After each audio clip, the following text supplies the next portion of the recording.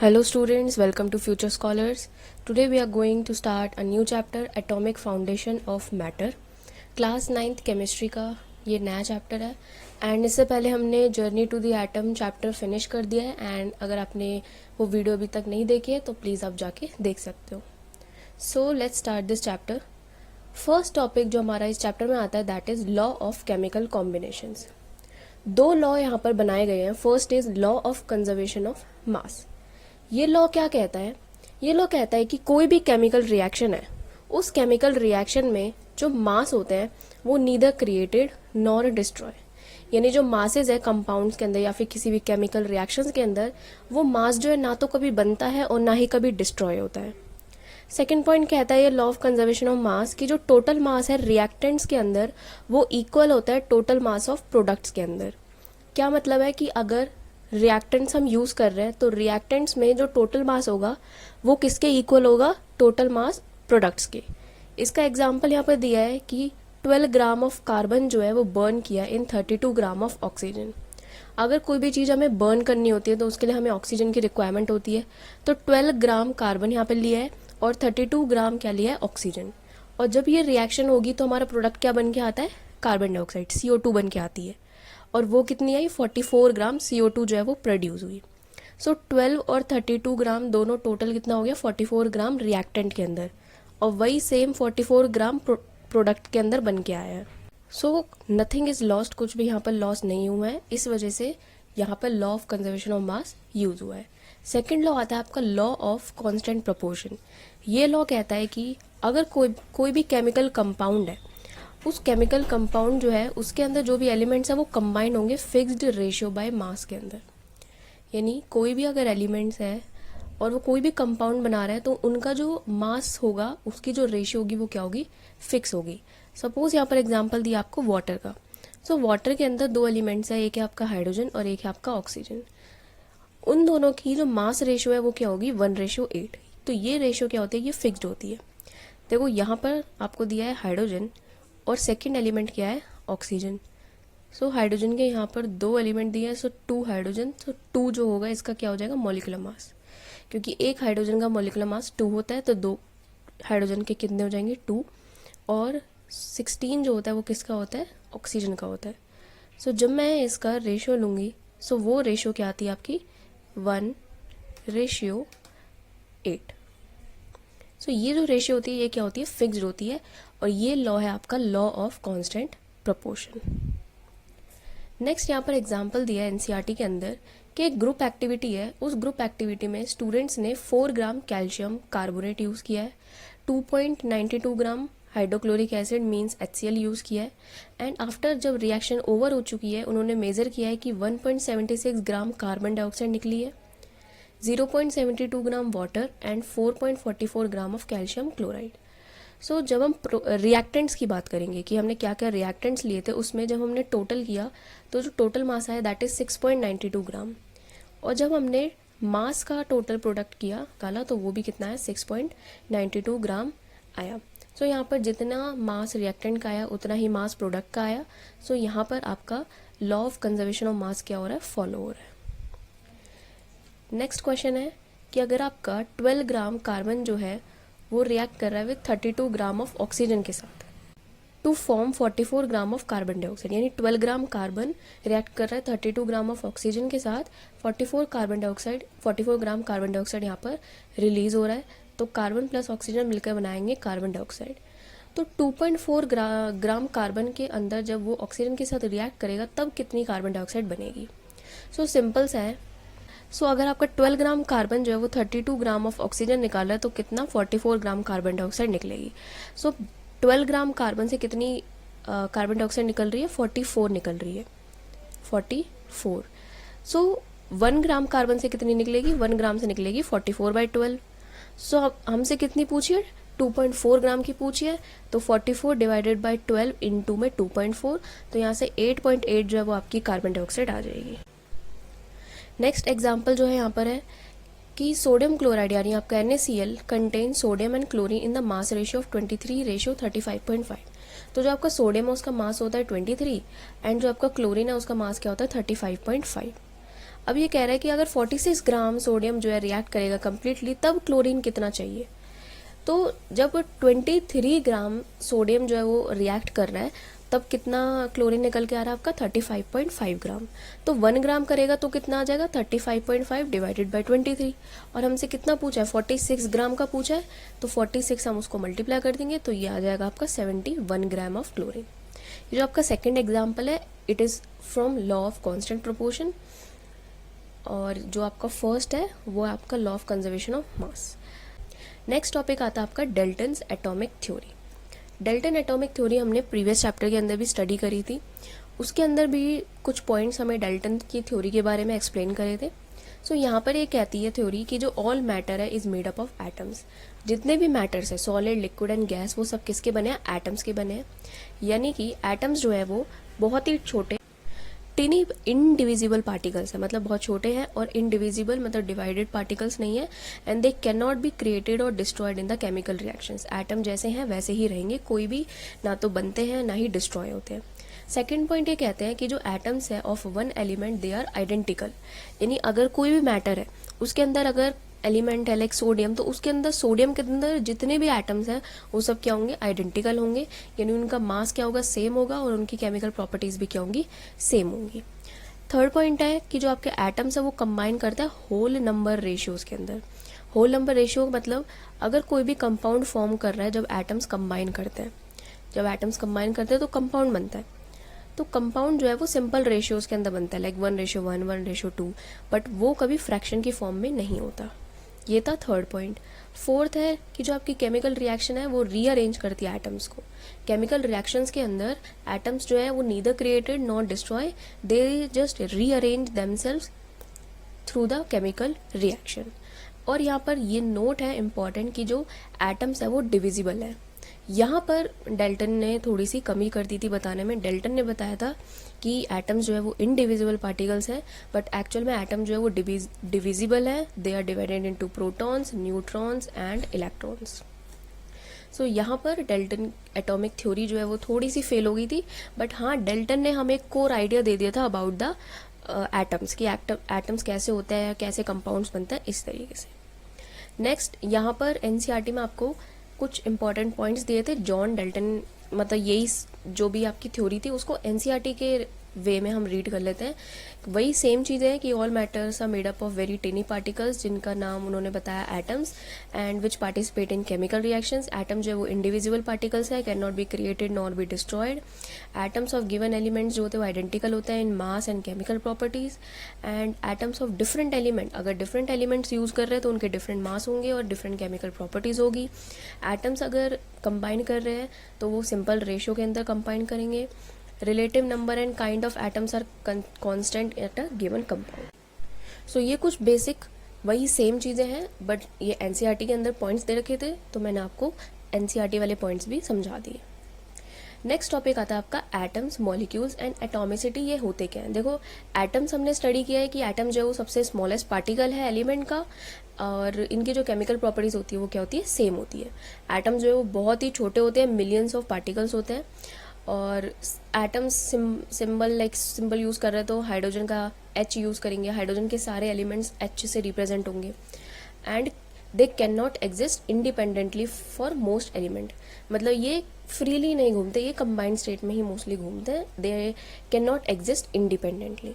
Second हमने पढ़ा था मॉलिक्यूल्स, अगर दो से ज़्यादा एटम्स जो है कंबाइन कर लेते हैं, दे बॉन्ड बना लेते हैं, तो वो क्या बना लेते हैं, मॉलिक्यूल बना लेते हैं। एंड यहाँ पर एग्जांपल है जैसे O2, N2, S2, तो यहाँ पर दो एटम ऑक्सीजन ऑक्सीजन कंबाइन करके एक O2 मॉलिक्यूल बना रहे हैं, ठीक है। और तो यहाँ पर एलिमेंट मॉलिक्यूल्स हो गए आपके O2, N2, और कंपाउंड मॉलिक्यूल्स हो गए आपके H2। कंपाउंड्स में हम डिफरेंट एटम्स यूज करके हम मॉलिक्यूल्स बना सकते हैं। तो यहाँ पर लाइक वाटर है, H2O है, तो यहाँ पर 2 हाइड्रोजन लिए है और एक आपका ऑक्सीजन लिए है। नेक्स्ट ये है आपका इंपॉर्टेंट कि एटॉमिसिटी एक्चुअल में क्या होता है, what is atomicity. So atomicity होता है कि number of atoms in one molecule of substance. कोई भी एक मॉलिक्यूल है उसके अंदर कितने नंबर ऑफ एटम प्रेजेंट है, दैट इज एटॉमिसिटी। तो ये 3 टाइप्स के होते हैं, एक होता है mono atomic, di atomic and poly atomic. देखो नाम से ही पता लग रहा है, mono means 1, di means 2, poly मतलब बहुत सारे। तो सपोज करो आपका जो एटम है वो है हीलियम एंड नियॉन, इन ये दोनों सिंगल सिंगल है तो इनके पास वन एटम है, सो इनकी एटॉमिसिटी क्या होता है, वन हो जाएगी, और ये कौन से हैं, मोनो एटॉमिक है। सेकेंड एग्जाम्पल H2O2, तो यहाँ पर हाइड्रोजन के दो एटम कंबाइन हो रहे हैं, हाइड्रोजन के दो एटम कंबाइन होके ये H2 मॉलिक्यूल बन रहा है, तो ये डाई एटॉमिक हो जाएंगे और इनकी एटॉमिसिटी क्या हो जाएगी, 2 हो जाएगी। सेम यहाँ पर पॉली एटॉमिक का एग्जाम्पल दिया आपका O3 एंड S8। O3 आपका ओजोन है, तो यहाँ पर 3 मॉलिक्यूल्स जो है यूज हुए हैं, ऑक्सीजन के 3 एलिमेंट्स यूज हुए हैं, तो यहाँ पर इसकी एटॉमिसिटी क्या है, 3, और ये क्या हो जाएगा आपका पॉली एटॉमिक, मतलब ये आपके पॉली एटॉमिक आयंस हो जाएंगे। नेक्स्ट आपका है केमिकल बॉन्ड, कैसे हम केमिकल बॉन्ड फॉर्म करते हैं। तो एटम्स जो है वो रेयरली एग्जिस्ट करते हैं अकेले, ठीक है, दे बॉन्ड, वो बॉन्ड बनाते हैं स्टेबिलिटी अचीव करने के लिए। हमने पढ़ा था कि हर कोई एलिमेंट जो है या फिर इलेक्ट्रॉन, हर कोई जो है, कोई भी चीज़ है वो हमेशा अपनी लोएस्ट एनर्जी में प्रेफर करेगा, जितना ज़्यादा वो लो एनर्जी में रहेगा उतना ज़्यादा वो स्टेबल होगा। तो एटम्स जो है वो रेयरली एग्जिस्ट करते हैं अकेलापन, they bonds to form bonds with each other ताकि वो स्टेबल हो सके। तो 2 टाइप्स के केमिकल बॉन्ड्स होते हैं, first one is your ionic bond and second one is your covalent bond. Ionic bond के अंदर, आयनिक बॉन्ड कैसे बनता है, जब हम कंप्लीट ट्रांसफ़र करते हैं इलेक्ट्रॉन्स का from metal to non metal. Suppose एक होगा आपका मेटल और एक होगा आपका नॉन मेटल। मेटल के अंदर हम एग्जांपल ले लेते हैं सोडियम का, या फिर हम एग्जांपल ले सकते हैं मैग्नीशियम, कुछ भी ले लो जो आपके मेटल्स होते हैं। और नॉन मेटल्स के अंदर आपके आ जाएंगे बोरोन, एल्यूमिनियम, और ये सब जो होते हैं ये कैसे हो जाते हैं, नॉन मेटल्स हो जाते हैं। तो अगर इन मेटल और नॉन मेटल को अगर हमें कंबाइन करना है, इन दोनों के बीच का अगर हमें बॉन्ड बनाना है, तो वो कैसे बनेगा, जब हम इलेक्ट्रॉन्स का क्या करेंगे, ट्रांसफ़र करेंगे। तो उनसे क्या बनता है, आपका आयनिक बॉन्ड बनता है। जो आयनिक बॉन्ड होता है उनका मेल्टिंग और जो बॉइलिंग पॉइंट होता है वो क्या होता है, वो बहुत ज़्यादा हाई होता है, और ये इलेक्ट्रिसिटी कंडक्ट करा लेता है जब इनको हम पानी के अंदर डिजोल्व करते हैं, जैसे आपका NaCl। तो यहाँ पर Na जो है वो आपका मेटल है एंड क्लोरीन जो है वो आपका नॉन मेटल है, तो ये कौन सा बॉन्ड बनाते हैं, आयनिक बॉन्ड बनाते हैं। सेकेंड आता है आपका covalent bond. Covalent bond it's important. Covalent bond कैसे बनता है, शेयरिंग ऑफ इलेक्ट्रॉन्स पेयर, जब हम इलेक्ट्रॉन के पेयर को शेयर करते हैं, शेयर करके जो अगर बॉन्ड बन रहे हैं तो हम क्या बोलेंगे, उसको कोवेलेंट बॉन्ड बोलेंगे। एंड यहाँ पर दोनों क्या होने चाहिए, नॉन मेटल्स होने चाहिए, और यहाँ पर जो दोनों एटम्स है वो अचीव कर लेते हैं stability without transferring charge. Ionic bond के अंदर हम इलेक्ट्रॉन्स का ट्रांसफर कर रहे हैं, लेकिन कोवेलेंट के अंदर हम शेयरिंग कर रहे हैं। यहाँ पर low melting and boiling point है, और जो कोवेलेंट बॉन्ड होते हैं वो इलेक्ट्रिसिटी कंडक्ट नहीं करा सकते। एग्जाम्पल यहाँ पर वाटर हो गया, CO2 हो गया, और यहाँ पर मीथेन होगी, CH4 को हम बोलते हैं मीथेन। तो जो आपका वाटर है वो क्या बनाता है, कोवेलेंट बॉन्ड बनाता है विद ऑक्सीजन, हाइड्रोजन और ऑक्सीजन मिलकर कोवेलेंट बॉन्ड फॉर्म करते हैं। नेक्स्ट जो है वो है हाउ एटम्स कंबाइन, कि भाई एटम्स जो हम कह रहे हैं कि ये बॉन्ड बना लेते हैं, ये कैसे करते हैं। सो 2 ही चीज़ें थी, पहला था कि आपका शेयरिंग ऑफ इलेक्ट्रॉन, की इलेक्ट्रॉन्स को शेयर करके हम बॉन्ड बना सकते हैं, and it is your covalent bond. Second है आपका ट्रांसफ़र ऑफ इलेक्ट्रॉन, इलेक्ट्रॉन्स को ट्रांसफ़र करके हम बॉन्ड बना सकते हैं, और ये वाला बॉन्ड कौन सा था, आपका आयनिक बॉन्ड, और इनको हम क्या बोलते हैं, केमिकल बॉन्ड। तो देखते हैं कैसे कैसे बनते हैं। तो bonding of sharing of electron, covalent bond बनाना हम सीखेंगे कैसे बनाते हैं। सो सपोज करो कि हमें हाइड्रोजन मॉलिक्यूल बनाना है, H2 मॉलिक्यूल्स हमें फॉर्म करना है, तो हम क्या करेंगे, पहले हम इलेक्ट्रॉनिक कॉन्फ़िगरेशन लिखेंगे हाइड्रोजन की। तो हाइड्रोजन का एटॉमिक नंबर क्या होता है, 1, और इसके पास कितना इलेक्ट्रॉन होंगे, एक ही इलेक्ट्रॉन होंगे उसके K शेल के अंदर। तो K shell can have a total of 2 electron, it needed 1 more electron to become stable. देखो K शेल के अंदर हमने पढ़ा था कि K के अंदर मैक्सिमम कितने इलेक्ट्रॉन होने चाहिए, 2 इलेक्ट्रॉन होने चाहिए, लेकिन यहाँ पर हाइड्रोजन के पास कितने हैं, 1। अगर इसको 1 इलेक्ट्रॉन और मिल जाएगा तो ये इसके पास टोटल कितने हो जाएंगे, 2। और जैसे ही इसके पास K शेल के पास 2 इलेक्ट्रॉन हो जाएंगे, ये अपनी कॉन्फ़िगरेशन फिक्स कर लेगा, अब ये क्या हो जाएगा, स्टेबल हो जाएगा। तो इस वजह से हाइड्रोजन एटम जो है वो शेयर करते हैं अपना 1 electron with another hydrogen atom to form a hydrogen molecule. देखो ये फिगर में देखो कि हाइड्रोजन एटम है, इसके पास अपना ये 1 इलेक्ट्रॉन है, और ये आपका सेकेंड हाइड्रोजन एटम है और यहाँ पर भी आपका इसके पास भी अपना खुद का एक इलेक्ट्रॉन है। तो ये क्या करेंगे, ये वाला जो पहला वाला आपका हाइड्रोजन है ये इससे एक इलेक्ट्रॉन ले लेगा और ये वाला जो है ये भी इससे ऐसे करके अपना एक इलेक्ट्रॉन ले लेगा। तो ये दोनों के पास दो दो इलेक्ट्रॉन हो जाएंगे और ये क्या बना लेंगे, एक कोवलेंट बॉन्ड बना लेंगे और ये मॉलिक्यूल क्या बन जाएगा आपका H2। तो ऐसे इन्होंने क्या करी, इन्होंने शेयरिंग कर ली एक दूसरे की। इन्होंने ऐसा नहीं किया कि तू अपना इलेक्ट्रॉन मुझे दे दे और तेरे पास कुछ भी नहीं रहेगा। इन दोनों ने शेयरिंग करी है। शेयरिंग करने से इन दोनों के बीच में क्या बना है, कोवलेंट बॉन्ड बना है।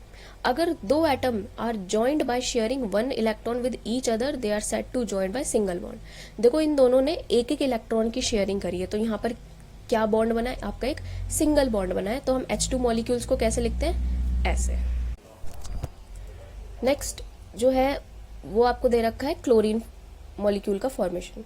तो क्लोरीन का जो एटॉमिक नंबर होता है वो क्या होता है आपका 17।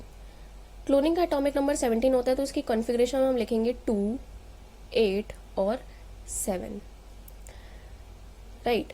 2 जो है वो किस में प्रेजेंट होगा, आपका K में, L में होंगे आपके 8 और M के अंदर कितने होंगे आपके 7। तो देखो K शेल के अंदर 2 इलेक्ट्रॉन है, ये फुल्ली फिल्ड है, ये स्टेबल है। L के अंदर कितने हैं, 8 ही होने चाहिए थे, तो इसके पास भी 8 है। M के पास कितने हैं, 7। अगर ये एक इलेक्ट्रॉन ले लेगा अपने पास तो इसके पास कितने हो जाएंगे, टोटल 8 हो जाएंगे।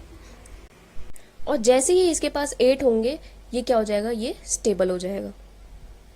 तो अब क्या करेगा क्लोरीन, ये जैसे सपोज करो ये आपका क्लोरीन एटम है, इसके सबसे आउटर मोस्ट शेल में यानी आपके M में कितने इलेक्ट्रॉन है, 7।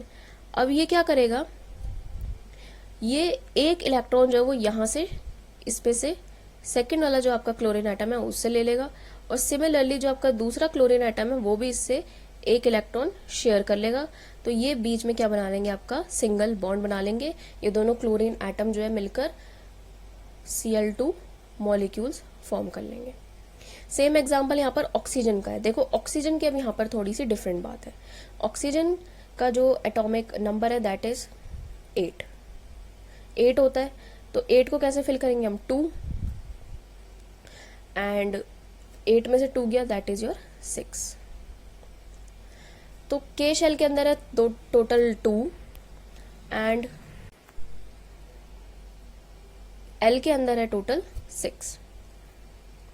तो 1 2 3 4 5 6 और यहाँ से एक ले लेगा, 2 ले लेगा और मिलकर क्या बना लेगा, टोटल 8 कर लेगा उसको, ताकि ये क्या हो जाए, स्टेबल हो जाए। क्योंकि L को मैक्सिमम कितने इलेक्ट्रॉन चाहिए, 8 इलेक्ट्रॉन चाहिए। सेम ये ऑक्सीजन मॉलिक्यूल लेगा और ये भी क्या कर लेगा, इस तरीके से 2 इलेक्ट्रॉन यहाँ से शेयर कर लेगा। तो ये ऐसे करके 2 बॉन्ड बना लेते हैं। तो डबल बॉन्डेड होता है आपका ऑक्सीजन मॉलिक्यूल। ओके, सो आपको पता लग गया होगा कि कैसे एक्चुअल में डबल बॉन्ड फॉर्म होता था between the oxygen atoms. Next same example आपको यहाँ पर हाइड्रोजन क्लोराइड का दे रखा है। तो यहाँ पर हाइड्रोजन था और यहाँ पर था आपका क्लोरीन मॉलिक्यूल। तो क्लोरीन की अभी मैंने पीछे बात करी थी, यहाँ पर ये देखो क्लोरीन के लिए एक इलेक्ट्रॉन चाहिए था ताकि वो स्टेबल हो जाए और हाइड्रोजन को भी एक इलेक्ट्रॉन चाहिए था ताकि वो स्टेबल हो जाए। तो ये दोनों एक एक इलेक्ट्रॉन बना के सिंगल बॉन्ड फॉर्म कर लेते। ऐसे यहाँ पर वाटर मॉलिक्यूल्स की मैं बात करूँ तो वाटर मॉलिक्यूल्स भी सेम है कि यहाँ पर इन दोनों ने एक सिंगल बॉन्ड बनाया और यहाँ पर भी इन दोनों ने एक सिंगल बॉन्ड बनाया। तो इस तरीके से हम कोवेलेंट बॉन्ड की फॉर्मेशन करते हैं। Next topic is ionic bond. अभी हमने पढ़ा कि कोवेलेंट बॉन्ड कैसे बनता है, अब हम देखेंगे कि आयनिक बॉन्ड्स को हम कैसे बनाते हैं। आयनिक बॉन्ड के अंदर हम क्या करते थे, इलेक्ट्रॉन्स का ट्रांसफर करते थे, ऐसे ही होता था। अब देखो हमें क्या बनाना है, हमें फॉर्मेशन करना है सोडियम कैटायन का। सोडियम Na का जो एटॉमिक नंबर है दैट इज योर 11। अब 11 इलेक्ट्रॉन्स को हम कैसे फिल करेंगे, 2 8 एंड 1। देखो अब क्या है, अब यहाँ पर 2 चीजें हो सकती है। देखो ये तो फिल है और ये भी फिल है। बात आती है थर्ड वाले शेल के अंदर, ये जो आपका 1 इलेक्ट्रॉन है, या तो ये चाहेगा कि मैं यहाँ से निकल जाऊं और 2 और 8 इसके अंदर फिल रहेंगे तो मैं स्टेबल हो जाऊंगा, या तो कंडीशन 1 ये होगी। सेकंड कंडीशन क्या होगी कि मैं 7 इलेक्ट्रॉन्स को लाकर 7 इलेक्ट्रॉन्स को लाकर मैं यहाँ पर इस वाले सब शेल को क्या कर दूं, टोटल 8 इलेक्ट्रॉन से फिल कर दूं। ये इसकी क्या होगी, सेकंड कंडीशन होगी। देखो सेकंड कंडीशन यानी 7 इलेक्ट्रॉन्स को लाना जो है वो बहुत ज़्यादा डिफिकल्ट हो जाएगा एक एटम के लिए। इस सोडियम एलिमेंट्स को अपनी कन्फिग्रेशन कंप्लीट करने के लिए 7 इलेक्ट्रॉन लाना बहुत ही डिफिकल्ट है। तो ये एक जो आपका ये लास्ट में एक इलेक्ट्रॉन है इसको क्या कर देगा, रिमूव कर देगा। और हमने पढ़ा है जब इलेक्ट्रॉन जो है वो रिमूव होते हैं तो कौन सा साइन आता है, पॉजिटिव। पॉजिटिव साइन का मतलब है उसमें से हमने इलेक्ट्रॉन्स जो है वो निकाल दिए। अब जैसे ही सोडियम के ऊपर पॉजिटिव चार्ज आया दैट मीन्स ये अपनी स्टेबल स्टेट के अंदर प्रेजेंट है। तो ये क्या बन जाता है आपका कैटायन। कैटायन क्या होता है, पॉजिटिव चार्ज। अगर कोई भी एलिमेंट पॉजिटिव चार्ज गेन कर रहा है अपने ऊपर by losing an electron to form stability, तो उसको हम क्या बोलेंगे, कैटायन बोल देंगे। तो यहाँ पर इन्होंने ये जो आपका ये वाला जो इलेक्ट्रॉन था ये क्या कर दिया, ये इलेक्ट्रॉन बाहर निकाल दिया, ये रहा ये इलेक्ट्रॉन जो बाहर निकल गया और इस पूरे सोडियम पे क्या आ गया, एक पॉजिटिव साइन आ गया। तो अब हम इसको क्या बोलेंगे, सोडियम कैटायन। सेम यहाँ पर किसकी बात करिए, क्लोरीन की। देखो क्लोरीन की मैं बात करूँ तो क्लोरीन का एटॉमिक नंबर है दैट इज योर 17, राइट। 17 को क्या लिखेंगे, 2, 8 एंड 7। अब यहाँ पर भी दो कंडीशन है। इस वाले लास्ट वाले शेल को हमें टोटल 8 इलेक्ट्रॉन से भरना है। मतलब 8 इलेक्ट्रॉन अगर इसके अंदर होंगे तो ये स्टेबल होगा। अब इसके पास दो कंडीशन है, या तो ये एक इलेक्ट्रॉन लाकर इसके अंदर ऐड करके इसको टोटल 8 बना ले तो ये स्टेबल हो जाएगा, या फिर ये सातों के सातों इलेक्ट्रॉन निकाल के इसको खाली कर दे तो ये स्टेबल हो जाएगा।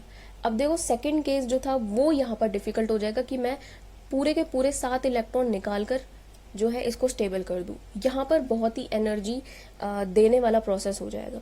तो ये क्या करेगा, ये एक इलेक्ट्रॉन जो है वो अपने अंदर लेकर क्या कर लेगा, स्टेबिलिटी फॉर्म कर लेगा। तो ये क्या बन जाएगा, 2, 8 और 8 बन जाएगा, ठीक है। अब यहाँ पर इलेक्ट्रॉन जो क्या है वो क्या किया है, यहाँ पर गेन किया है। इलेक्ट्रॉन गेन करने पे क्या बनता है आपका, एनायन। एनायन मतलब अब यहाँ पर क्या आ गया, क्लोरीन के ऊपर कैसा चार्ज आ गया, नेगेटिव चार्ज आ गया। तो यहाँ 7 इलेक्ट्रॉन्स थे, इसने एक इलेक्ट्रॉन जो है वो अपने पास लेके टोटल 8 इलेक्ट्रॉन फिल कर लिए अपने आउटर मोस्ट शेल पे और कौन सा चार्ज ले लिया, ऊपर नेगेटिव चार्ज ले लिया। तो अब क्या बन गया आपका, एनायन। सो दो मैंने यहाँ पर बताए। पहले मैंने आपको बताया था यहाँ पर कैटायन, कैटायन मीन्स पॉजिटिव, और पॉजिटिव चार्ज कैसा आता है, जब हम इलेक्ट्रॉन को क्या करते हैं, लूज करते हैं। And second one is your anion, anion means negative charge, और ये कैसे आता है, जब हम इलेक्ट्रॉन को क्या करते हैं, गेन करते हैं। तो ऐसे क्या बनता है, हम चार्ज का ट्रांसफर कर सकते हैं बाय लूज और गेन द इलेक्ट्रॉन। अब देखते हैं कि आयनिक बॉन्ड कैसे बनता है। देखो सोडियम के पास एक इलेक्ट्रॉन था, सोडियम ने क्या किया था, सोडियम के पास बॉन्ड बनाने के लिए वो जो आपका लास्ट का शेल था ये 2, 8 और 1, तो ये तो देखो उसके पास फिक्स्ड है, उसके पास सिर्फ ये एक ही इलेक्ट्रॉन है जिसको ये क्या कर सकता है, दे सकता है। तो ये सोडियम के पास एक इलेक्ट्रॉन है और क्लोरीन के पास कितने थे, टोटल 7। तो क्लोरीन के पास 7 थे लास्ट वाले शेल में और उसको कितने चाहिए, 8 चाहिए। तो ये जो इलेक्ट्रॉन है सोडियम का, ये वाला 1 इलेक्ट्रॉन किसके पास चल जाएगा, क्लोरीन के पास चला जाएगा। तो सोडियम पे आ जाता है पॉजिटिव चार्ज और क्लोरीन पे आ जाता है नेगेटिव चार्ज। दोनों के ऊपर जब चार्ज बन जाते हैं तो आपका आयनिक बॉन्ड क्या हो जाता है, फॉर्म हो जाता है। तो इस तरीके से हम आयनिक बॉन्ड का फॉर्मेशन करते हैं। Next is your chemical formula and nomenclature. कैसे हम केमिकल फॉर्मूलाज बनाते हैं और कैसे उनकी हम नेमिंग करते हैं। तो देखो एक मेथड होता है जिसका नाम होता है criss cross method. Ionic compound हो चाहे कोवलेंट कंपाउंड हो, वैसे तो हम आयनिक ज़्यादा पढ़ते हैं इसमें, बट अगर हमें कोई भी कंपाउंड फॉर्म करना है तो वो हम कैसे फॉर्म करते हैं। तो सबसे पहले हमें सिंबल लिखना होता है आयंस का, लाइक कैल्शियम हो या फिर क्लोरीन हो। उसके बाद हम उनकी वैलेंसीज लिखते हैं और फिर उन वैलेंसी को क्या कर देते हैं, हम क्रिस क्रॉस कर देते हैं। सबसे पहले हम पढ़ते हैं कि वैलेंसीज क्या होती है भाई। वैलेंसी होती है कि अगर कोई एलिमेंट है उसके आउटर मोस्ट शेल में जितने इलेक्ट्रॉन्स होंगे वो उसकी क्या हो जाएगी, वैलेंसी हो जाएगी। या तो मतलब हमें एट दी एंड उस शेल को या तो खाली करना है या फिर हमें उसको गेन करना है। सपोज यहाँ पर देखो सोडियम और पोटेशियम का एग्जाम्पल दे रखा है। सोडियम की अगर मैं बात करूँ तो 2, 8 और क्या था आपका 1। अब ये क्या करेगा, ये एक इलेक्ट्रॉन को क्या कर देगा, लूज कर देगा, तब ये जाके अपना बॉन्ड इजीली फॉर्म कर सकता है। तो इसके आउटरमोस्ट शेल में कितने इलेक्ट्रॉन थे, 1 थे, तो यहाँ 1 क्या हो जाएगी, इसकी वैलेंसी हो जाएगी। अच्छा, जो वैलेंसी होती है यानी कितना ये लूज कर रहा है इलेक्ट्रॉन, वही उसके ऊपर चार्ज आ जाएगा। अगर ये इलेक्ट्रॉन लूज कर रहा है तो एक इलेक्ट्रॉन लूज कर रहा है तो यहाँ पर एक पॉजिटिव आ जाएगा। अब मैं देखो कैल्शियम की बात करूँ या फिर मैग्नीशियम देखते हैं, तो सोडियम के बाद मैग्नीशियम आता है, वो देख लेते हैं। तो मैग्नीशियम को हम लिखते हैं 282। देखो यहाँ पर 6 इलेक्ट्रॉन को गेन करना जो है वो डिफिकल्ट हो जाएगा, तो ये क्या करेगा, ये 2 इलेक्ट्रॉन को क्या कर देगा, लूज कर देगा।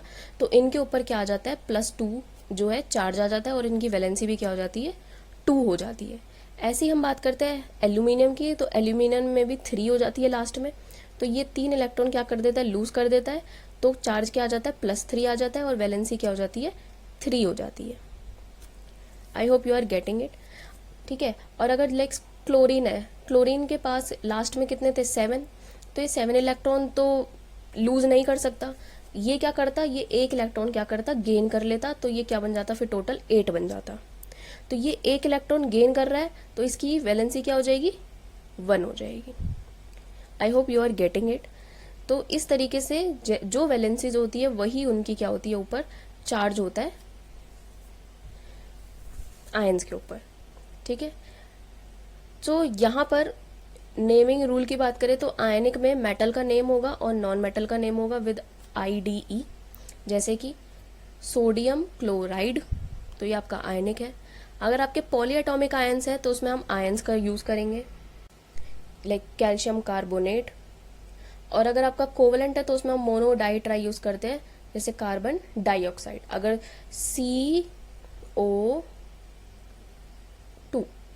CO2 जो है वो बन रहा था ना आपका कार्बन डाइऑक्साइड, तो यहाँ पर ऑक्सीजन कितने थे, 2 थे, तो यहाँ पर हमने क्या यूज़ किया, डाई यूज़ किया, और oxide is use for oxygen. ठीक है, और यहाँ पर कुछ पॉलीएटॉमिक आयंस की टेबल थी, like hydroxide, nitrate, hydrogen carbonate, carbonate, sulphate and aluminate.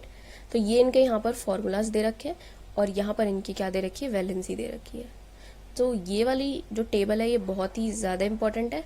तो आप आयंस के नाम याद रखना, उनका फॉर्मूला कैसे लिखा जाता है और उनकी क्या क्या वैलेंसीज होती है। वैसे तो हम देख लेंगे कि हम कैसे जो है कंपाउंड्स फॉर्म करते हैं बाय क्रिस क्रॉस मेथड। तो यहाँ पर ये वाला एग्जाम्पल देखो, ये मैंने NCERT के ही आपके 3-4 एग्जाम्पल लिए हैं। तो सबसे पहले हमें फॉर्मूला बनाना है, सपोज करो हाइड्रोजन क्लोराइड का। तो हमने क्या किया, हमने हाइड्रोजन का हाइड्रोजन ले लिया और क्लोरीन का क्या ले लिया, Cl। अब हम देखेंगे इनकी वैलेंसीज क्या थी। हाइड्रोजन की वैलेंसी क्या थी, 1, क्योंकि इसके पास एक ही इलेक्ट्रॉन है, तो या तो इलेक्ट्रॉन लूज कर लेगा या इलेक्ट्रॉन एक गेन कर लेगा। क्लोरीन के पास भी एक ही ऑप्शन था, 7 इलेक्ट्रॉन जो है वो लूज नहीं कर सकता, तो वो एक इलेक्ट्रॉन गेन करेगा, तो उसकी वैलेंसी क्या है, 1। अब देखो दोनों के पास 1-1 है, तो जब हमने क्रिस क्रॉस किया तो फॉर्मूला क्या बन के आ गया, HCl। तो ये वाला जो था ये इजी था। सेकंड देखो हाइड्रोजन सल्फाइड, हाइड्रोजन और सल्फाइड का सल्फर हमारा यहाँ पर एलिमेंट यूज हुआ है। वैलेंसी बात करें तो हाइड्रोजन की 1 है एंड सल्फर की क्या है, 2। देखो सल्फर का जो एटॉमिक नंबर है दैट इज योर 16। तो 16 को हम कैसे लिखेंगे, 2, वही सेम प्रोसेस, 8 या 10 और यह क्या हो जाएगा, 6 हो जाएगा। अब ये 6 इलेक्ट्रॉन जो है वो लूज नहीं कर सकता, बहुत ज़्यादा एनर्जी चाहिएगी, तो ये क्या करेगा, ये 2 इलेक्ट्रॉन्स जो है वो गेन कर लेगा, और ये 2 इलेक्ट्रॉन जैसे गेन कर लेगा तो ये क्या बन जाएगा, 8। तो यहाँ पर जो इसकी वैलेंसी हो जाएगी वो क्या हो जाएगी, 2 हो जाएगी। तो जब मैंने क्रॉस किया तो ये जो 2 नंबर है, क्रिस क्रॉस करेंगे, ये 2 नंबर जो है हाइड्रोजन के पास चला जाएगा और ये 1 नंबर जो है वो सल्फर के पास चला जाएगा। तो आपका फॉर्मूला बन के आता है H2S, किसका, हाइड्रोजन सल्फाइड का। सिमिलरली कार्बन टेट्रा क्लोराइड, देखो सिंबल क्या है यहाँ पर, कार्बन का C और क्लोराइड का क्लोरीन। तो कार्बन को जब हम लिखते हैं तो हम लिखते हैं 2,4, क्योंकि कार्बन का एटॉमिक नंबर होता है कितना, 6। तो यहाँ पर अभी क्या करेगा, या तो ये 4 इलेक्ट्रॉन लूज कर देगा या फिर ये 4 इलेक्ट्रॉन क्या करेगा, गेन करेगा। इसके पास 2 ही ऑप्शन है। तो अब इसकी वैलेंसी क्या हो जाएगी, कार्बन की 4 हो जाएगी। तो यहाँ पर 4 और 1, तो कंपाउंड हमारा बन के आता है CCl4, क्योंकि हम क्रिस क्रॉस कर देंगे तो हमारा कंपाउंड बन के आ जाता है CCl4। नेक्स्ट ऐसी एग्जांपल यहाँ दे रखा है कैल्शियम क्लोराइड का, तो यहाँ पर कैल्शियम Ca एंड क्लोरीन का क्लोरीन, कैल्शियम के ऊपर +2 आया था एंड क्लोरीन के ऊपर आता है -1, तो यहाँ पर फॉर्मूला बन के आ जाता है CaCl2। क्रिस क्रॉस हो जाएगा, बस आपको चार्ज का ध्यान रखना है कि कैल्शियम वही सेम है, वैलेंसी मीन्स चार्ज एक ही बात है, आप कैसे भी याद रख सकते हो। फिर है एल्यूमिनियम ऑक्साइड, एल्यूमिनियम के पास +3 था और ऑक्सीजन के पास +2 था, तो Al2O3। ऐसी मैग्नीशियम ऑक्साइड, तो मैग्नीशियम ऑक्साइड का बनता है Mg2O2, बट हम इसको सिंप्लीफाई करके क्या लिख देते हैं, MgO लिख देते हैं, क्योंकि 2 से 2 कैंसिल हो जाते हैं, तो MgO हम सिंप्लीफाई करके लिख देते हैं। नेक्स्ट इज कैल्शियम कार्बोनेट, तो कैल्शियम का Ca एंड कार्बोनेट का CO2, तो कैल्शियम का के ऊपर आया था +2 और CO2 के ऊपर आया था -2, तो यहाँ पर फॉर्मूला बनता है CaCO3।